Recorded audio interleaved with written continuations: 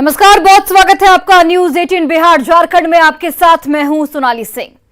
रूस के राष्ट्रपति व्लादिमीर पुतिन ने कुछ ऐसा किया कि लंदन से लेकर वाशिंगटन तक खलबली मच गई। ब्रिटेन ने अपनी न्यूक्लियर मिसाइलों का रुख रूस की तरफ मोड़ दिया है। अमेरिका के जंगी जहाजों ने पूरे अटलांटिक क्षेत्र की घेराबंदी कर दी है। पूरी दुनिया इस वक्त खौफ में है कि कहीं न्यूक्लियर बटन न दब जाए, क्योंकि यूक्रेन युद्ध पुतिन के हाथों से फिसलता जा रहा है और नेटो का इरादा पुतिन के खिलाफ पक्का होता जा रहा है। हमने पुतिन के एटम बम वाली तैनाती और नेटो की जवाबी कार्रवाई की तैयारी को लेकर एक स्पेशल रिपोर्ट तैयार की है, जिसे देखकर आप खुद समझ सकते हैं कि दुनिया किस तरह तीसरे विश्व युद्ध के मुहाने पर खड़ी है।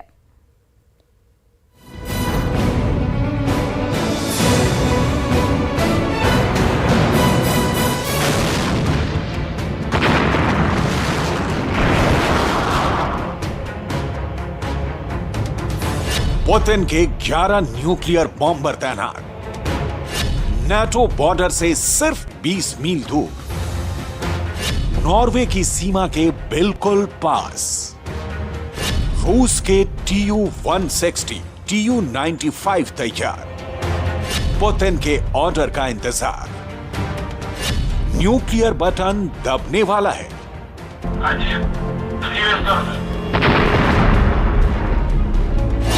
रूस के ओलेनिया एयरबेस पर अमेरिका ने परमाणु क्षमता से लैस पुतिन के 11 न्यूक्लियर बम स्पॉट किए हैं।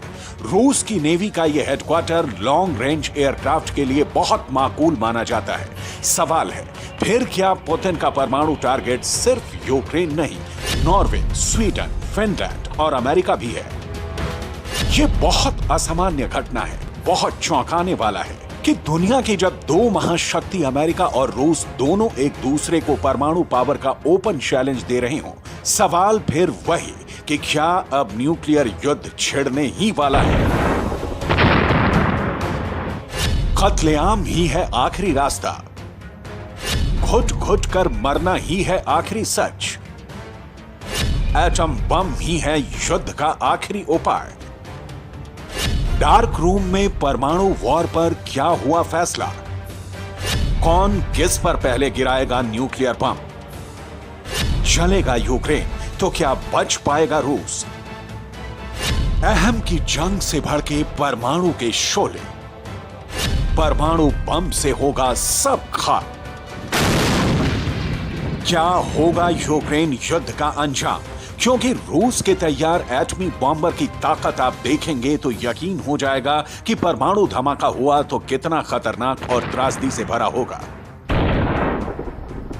TU-160 बॉम्बर इतना खतरनाक है कि इसकी पहली उड़ान से ही अमेरिका परेशान हो गया था। टोपोलेव TU-160 की टॉप स्पीड 2220 किलोमीटर प्रति घंटा है। ये विमान 1,10,000 किलोग्राम के कुल वजन के साथ उड़ान भरने में सक्षम है। इसके पंखों का फैलाव 56 मीटर है। रूस की सेना में इस वक्त 17 TU-160 स्ट्रेटेजिक बॉम्बर्स मौजूद हैं, जिन्हें अपग्रेड किया जा रहा है। रूस ने अपने फाइटर जेट्स को रेडी रख मैसेज लाउड एंड क्लियर दे दिया है। और सिर्फ TU-160 बॉम्बर नहीं, रूस ने TU-95, जो कि एकमात्र प्रोपेलर संचालित स्ट्रेटेजिक बम वर्षक है, उसे भी नेटो की सीमा के पास रेडी रखा है। इसी परमाणु बॉम्बर पर सोवियत जमाने में सबसे शक्तिशाली परमाणु बम लादकर टेस्ट किया गया था। आज 70 साल बाद भी रूस इस TU-95 की क्षमता पर पूरा भरोसा रखता है। पुतिन ने न्यूक्लियर बॉम्बर्स की तैनाती का फैसला उस वक्त लिया है जब यूरोपीय यूनियन के पॉलिसी चीफ जोसेफ बोरेल रूस को बर्बाद करने की धमकी दे रहे हैं। जोसेफ बोरेल को सुनिए और तय कर लीजिए, अगला हिरोशिमा और नागासाकी यूक्रेन का कौन सा शहर होगा? वो कौन सी तारीख होगी जब एक बार फिर वर्चस्व की जंग में इंसानियत स्वाहा होगी? जोसेफ बोरेल ने पुतिन को खुली धमकी दी है कि यूक्रेन वॉर में अगर रूस ने परमाणु बम का इस्तेमाल किया तो रूस की सेना को नेस्तनाबूद कर दिया जाएगा। पुतिन कह रहे हैं कि वो ब्लफ नहीं कर रहे, वो ब्लफ बर्दाश्त भी नहीं कर सकेंगे। ये बिल्कुल साफ है कि लोग यूक्रेन को समर्थन दे रहे हैं और यूरोपीय यूनियन, नाटो और अमेरिका एक दूसरे के साथ ब्लफ नहीं कर रहे। नाटो यूक्रेन के लिए दीवार सा खड़ा दिख रहा है। रणभूमि में भी इसका नजारा दिखा। जब सिर्फ 18 मिनट में यूक्रेन की फौज ने रूस के चाप Ka-52 अटैक हेलीकॉप्टर को तबाह कर दिया। पुतिन अब युद्ध के अंतिम चरण में है और ज़ेलेंस्की युद्ध के दूसरे चरण में। पहले पुतिन का पलड़ा भारी था, अब ज़ेलेंस्की जीतते दिख रहे हैं। नतीजा दुनिया खोल रही है। यूरोपीय यूनियन के फॉरेन पॉलिसी के चीफ जोसेफ बोरेल को सुनिए। The international community, sitting at the United Nations, has to issue a strong condemnation of the threat to use nuclear arms, which is an irresponsible and dangerous position taken by President Putin. We stand by Ukraine. Europe की ताकतों ने सबसे ज्यादा Ukraine को मदद की है। Zelensky की सीने में शक्ति का तूफान यूरोप ने ही भरा है। युद्ध के इतिहास में ऐसा यदा कदा ही होता है कि इतना बड़ा कोई बाउंस बैक करे जैसा कि यूक्रेन की सेना ने किया। पुतिन के दिन और रात बेसब्री में कट रहे हैं। युद्ध भूमि से मिल रही खबरें मॉस्को की सियासी आसमान पर पुतिन के हार के नगमे सुना रही हैं। पुतिन बेचैन है। यूक्रेन वाली लड़ाई का मोर्चा प्रतिष्ठा वाले दलदल में तब्दील होता दिख रहा है। यूरोपियन यूनियन के रूस को बर्बाद करने के बयान के पहले पुतिन ने प्रचंड प्रताप के साथ न्यूक्लियर वॉर की धमकी दी थी। एक बार सुनिए पुतिन की लाल आंखों का रौद्र रूप। Граждане России могут быть уверены, территориальная целостность нашей Родины, наша независимость и свобода будут обеспечены. Подчеркну это еще раз. Всеми имеющимися у нас средствами. А те, кто пытаются шантажировать нас ядерным оружием, должны знать, что роза ветров может развернуться и в... ये बयान ऐसे ही नहीं है। यूक्रेन में रूस के लिए उपजे संकट का नतीजा है। पुतिन के सामने जंग में सिमटते विकल्पों का प्रकटीकरण है। लेकिन हाय पुतिन के न्यूक्लियर थ्रेट से खौफ का माहौल नहीं, सिर्फ दोगुने जोश से लड़ने की फिक्र दिख रही है। ज़ेलेंस्की पग पीछे धरने की जगह और ज्यादा जोर से मैदान में ललकार रहे हैं। Були різні періоди, різні загрози, але Україна вистояла. Причина одна – це наші захисники і захисниці. Це наш народ, який б'ється за своє право на життя на Русі, на Січі, у часи національно-визвольних змагань проти нацистської окупації і проти рашистів. ज़ेलेंस्की का युद्ध मैदान में जय जयकार पुतिन की चिंता की लकीरों को और गाढ़ा कर रही है। ज़ेलेंस्की के हर आने वाले बयान से पुतिन के दिमाग में न्यूक्लियर बम गिराने वाला विकल्प और मजबूत हो रहा है। क्योंकि जवाब सिर्फ ज़ेलेंस्की को नहीं देना है, जवाब जो बाइडेन को देना है, पूरी दुनिया को देना है। और फादर ऑफ द ऑल बम रखने वाला रूस सिर्फ न्यूक्लियर ब्लफ नहीं कर रहा। रूस के विपरीत यूक्रेन युद्ध का फैसला आते देखा तो दूसरा नागासाकी और हिरोशिमा तय मानिए। रूस की फौज की ताकत यूक्रेन जंग में पहले ईंट दर ईंट ढही, अब दीवार दर दीवार ढह रही है। पहले रूस के टैंकों की तबाही की कहानी सामने आई और अब रूस की मिसाइलों की मार से भी नतीजा सिफर। यूक्रेन के जोशीले जवानों की हिम्मत ने रूस की सेना के सामर्थ्यवान जनरलों की बोलती बंद कर दी है। यूरोप और अमेरिका से आए हथियारों ने रूस की फौज को पानी पिला दिया है। इसलिए बार बार सवाल उठता है कि क्या इस बेहद नाजुक वक्त में पुतिन संपूर्ण मानवता का संहार कर देने वाले परमाणु बम को गिराने का फैसला लेंगे? क्योंकि ब्रिटेन में नेटो ने रूस की ओर मुंह उठाए 60 एयरक्राफ्ट तैनात कर दिए हैं ताकि पुतिन के एटम बम गिराने की सूरत में तत्काल रूस को रौंद दिया जाए। अमेरिका के B-52 बॉम्बर अटलांटिक को घेर कर खड़े किए गए हैं। F-15 ईगल ब्रिटेन से उड़ान भरने के लिए तैयार खड़े हैं। Netherlands, Poland, Estonia, Lithuania, Latvia, मतलब लड़ाई उस दौर में है जहां बम फटेगा तो सिर्फ जमीन नहीं दहलेगी, उसके रेडिएशन से नस्लें तबाह होंगी। 21वीं सदी की दुनिया परमाणु बम की रेस में मटिया मेट होगी। न्यूक्लियर ब्लफ का खेल ऐसा है कि इसे सिर्फ जिस पर गिराया जाता है वही नहीं जलता, चलाने वाले के हाथ भी जलते हैं। लेकिन ये समझे कौन? रूस के राष्ट्रपति व्लादिमीर पुतिन, अमेरिका के राष्ट्रपति जो बाइडेन, यूक्रेन के राष्ट्रपति वोलोदिमीर ज़ेलेंस्की। यूक्रेन युद्ध के 8 महीनों बाद हथियार पहले किसने चलाया, ये सवाल बेमानी हो चुका है। लिहाजा फैसला पहले किसका आता है? इस पर नजर है, लेकिन नेटो को भी एक बात याद रखनी चाहिए कि जिस एकता के दम पर वो दुनिया की सबसे बड़ी एटमी शक्ति रूस को धमकी दे रहा है, उसके संगठन में एकता है भी या नहीं, पहले चेक कर ले, क्योंकि फ्रांस यूएन का परमानेंट सदस्य है और उसके पास अमेरिका ब्रिटेन की तरह वीटो की भी ताकत है। फ्रांस के राष्ट्रपति का बयान सुनिए। फ्रांस टैक्टिकल न्यूक्लियर स्ट्राइक से रूस को जवाब नहीं देगा, जैसा कि हमारा परमाणु हथियारों को लेकर सिद्धांत रहा है।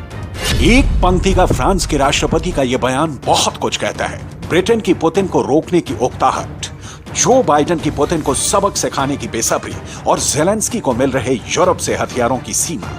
ऐसे में परमाणु बम गिराने वाली गेंद पुतिन के पाले में दिखती है, क्योंकि यूक्रेन युद्ध में अंतिम फैसला कर घर वापसी उन्हीं को करनी है और इसके लिए परमाणु हथियार के अलावा भी दूसरे विकल्पों पर विचार किया जाना चाहिए, क्योंकि ये युद्ध का काल नहीं, शांति की वेला है। पुतिन के कैंप में लगातार मीटिंग्स चल रही है। एक तरफ युद्ध के मोर्चे पर लगातार हार और दूसरी ओर अमेरिका की दबाव वाली राजनीति। आखिर व्लादिमीर पुतिन कहां तक सहेंगे? अब पुतिन ने युद्ध की सबसे बड़ी धमकी दी है। पुतिन ने साफ साफ चेतावनी दे दी है कि अगर यूक्रेन नेटो में शामिल हुआ तो थर्ड वर्ल्ड वॉर की शुरुआत हो जाएगी। दुनिया के लिए क्यों खतरनाक है रूस की यह धमकी? इस स्पेशल रिपोर्ट के जरिए देखिए।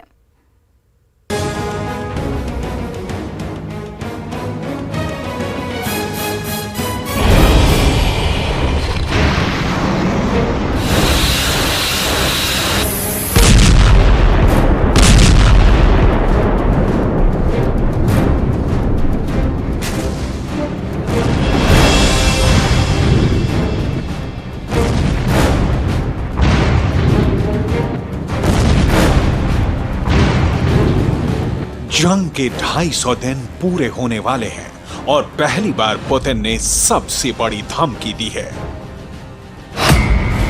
तीसरा विश्व युद्ध होगा।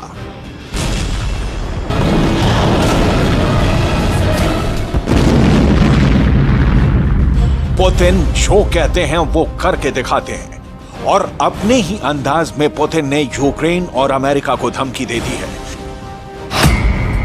कि अगर यूक्रेन नेटो में शामिल हुआ तो तीसरा विश्व युद्ध शुरू होगा। आखिर पुतिन ने ऐसा क्यों कहा? यूक्रेन के नेटो में शामिल होते ही यूक्रेन की रणभूमि में ऐसा क्या होगा जो तीसरा विश्व युद्ध छिड़ जाएगा? क्या रूस नेटो का हमला झेल पाएगा? क्या नेटो के सुपर वेपन्स का सामना करने लायक ताकत पुतिन के पास है? इन सब सवालों का जवाब आपको देंगे, लेकिन पहले देखिए ये तस्वीर। 30 सितंबर 2021 यही वो तारीख है जब ज़ेलेंस्की ने नेटो में शामिल होने के लिए त्वरित आवेदन पर दस्तखत किए थे और साथ ही यह ऐलान किया था कि नेटो और यूक्रेन मिलकर रूस को हराएंगे।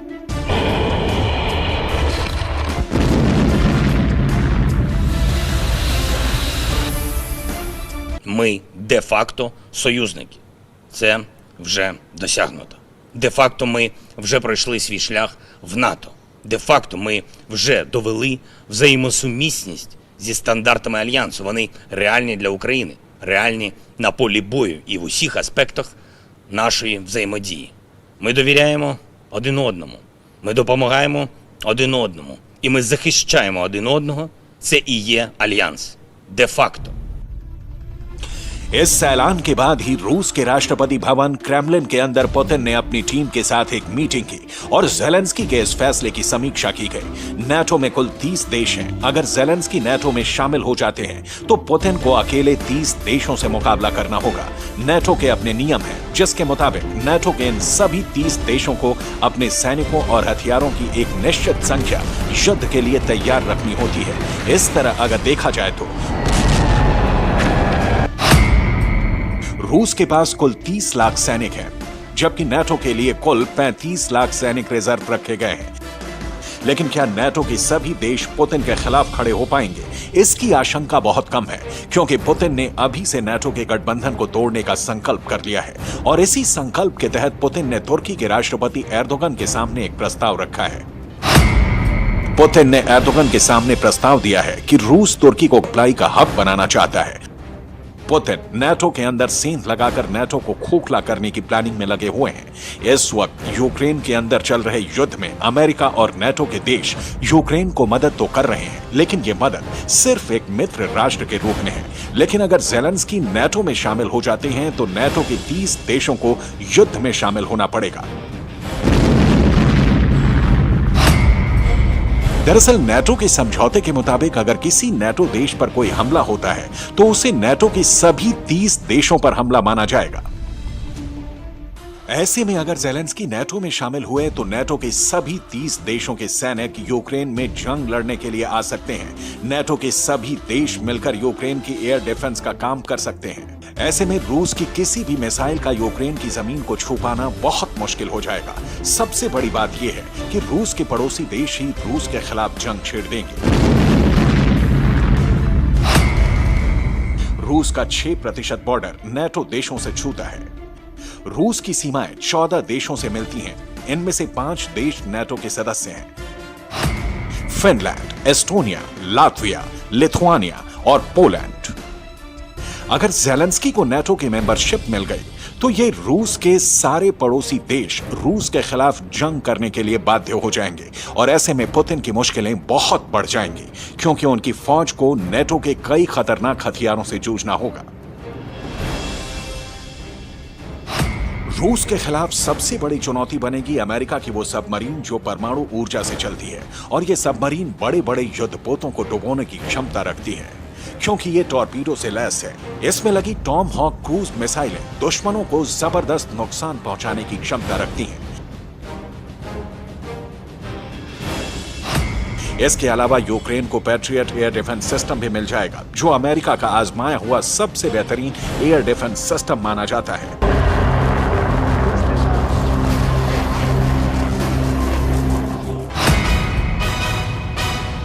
काला सागर में भी पुतिन की मुसीबत बढ़ जाएगी, क्योंकि यूक्रेन में नेटो के शामिल होने के बाद अमेरिका का एयरक्राफ्ट कैरियर निमित्ज समंदर में रूस के खिलाफ उतर जाएगा। यह दुनिया का सबसे घातक एयरक्राफ्ट कैरियर माना जाता है।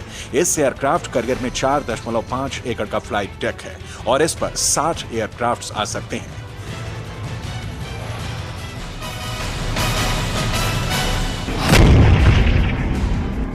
इसके अलावा ज़ेलेंस्की की मदद के लिए जर्मनी से आएगा लियोपार्ड टैंक। तेंदुए की तरफ फुर्तीले इस टैंक को अविनाशी होने का खिताब हासिल है, यानी ये कभी नष्ट नहीं होता है।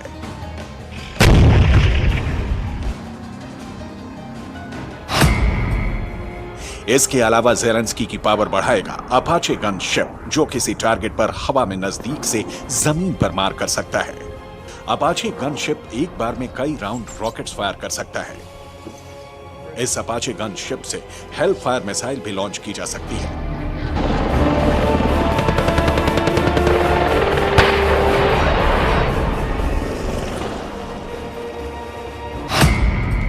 इसके अलावा पुतिन को यूक्रेन की युद्ध भूमि में USP-8A पोसाइडन का सामना भी करना पड़ेगा। एंटी सबमरीन वॉर के लिए यह हथियार पोसाइडन काफी अहमियत रखता है। रूस की सेना का सामना अमेरिका के बेहद खतरनाक बॉम्बर से होगा, जिनको दुनिया का विध्वंसक कहा जाता है।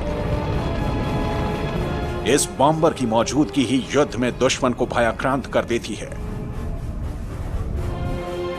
इसके अलावा रूस को 2 खतरनाक लड़ाकू विमानों से जूझना पड़ सकता है। पहला यूरोफाइटर टाइफून और दूसरा F-35 लड़ाकू विमान। ये नेटो का एक और सबसे घातक फाइटर जेट यूरोफाइटर है। यूरोफाइटर टाइफून नई जनरेशन का मल्टी रोल लड़ाकू विमान है। इसे दुनिया के सबसे ताकतवर विमानों में से एक माना जाता है।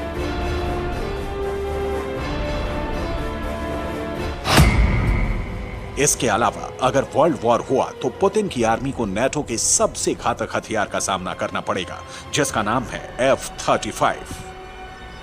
यह लॉकहेड मार्टिन का बनाया हुआ सबसे भरोसेमंद F-35 फाइटर जेट है, जिसे अमेरिका का बेहद एडवांस जेट माना जाता है। F-35 की सबसे खास बात यह है कि यह दुश्मन के रडार से छिपा रह सकता है। यह एक स्टेल्थ फाइटर जेट है। यह एक ऐसी तकनीक है जिसको हर देश चाहता है। इस जेट का इस्तेमाल बेहद खास ऑपरेशन के लिए किया जाता है। नेटो की ताकत की वजह से ही ज़ेलेंस्की आत्मविश्वास से भरे हुए हैं। прямо зараз в окопах і на бойових постах сини, брати, батьки, дочки, сестри, матері, українці і українки, яким я зараз хочу сказати головні слова. Ви – найдорожче, що у нас є. Кожен і кожна. Проти вас рашистські танки, зеки і найманці, мародери, гвалтівники і ті, хто збожеволів від пропаганди. Тисячі людей, чиє життя не вартує нічого для їхньої держави. Їх кидають в атаки, у них за спинами заградотряди, їх не рахують і навіть कुल मिलाकर जिस तरह से युद्ध के बाद भी कोई निर्णय नहीं हो पा रहा है और नाटो और रूस के बीच तनातनी बढ़ रही है, साफ लगता है दुनिया धीरे धीरे ही सही लेकिन तीसरे विश्व युद्ध की तरफ बढ़ रही है। ट्रंप पहले से ही चेतावनी दे चुके हैं कि अमेरिका को आगे बढ़कर बातचीत करनी चाहिए ताकि इस थर्ड वर्ल्ड वॉर को रोका जा सके। We must demand the immediate negotiation of a peaceful end to the war in Ukraine, or we will end up in World War III and there will be nothing left of our planet, all because stupid people didn't have a clue. They don't understand what they're dealing with, the power of nuclear. पूरी दुनिया के लिए ये बहुत चिंता की बात है। संयुक्त राष्ट्र को अपनी उपयोगिता साबित करते हुए फौरन इस युद्ध को बंद करवाने का ठोस प्रयास शुरू करना चाहिए, वरना करोड़ों लोग बहुत बुरी मुसीबत में फंस सकते हैं।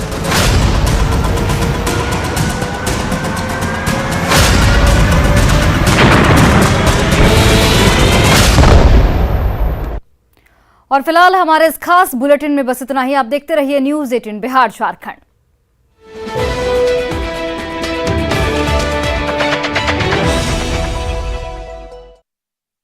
जब उसे पैसा नहीं मिला तो काउंटर पर बैठे एक स्टाफ